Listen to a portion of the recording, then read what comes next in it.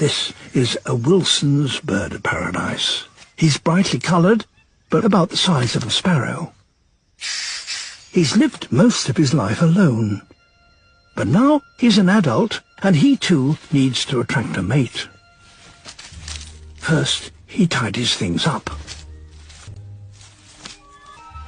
His stage is set, and now he must hope a female hears his call.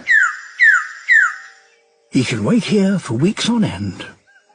At last, a female.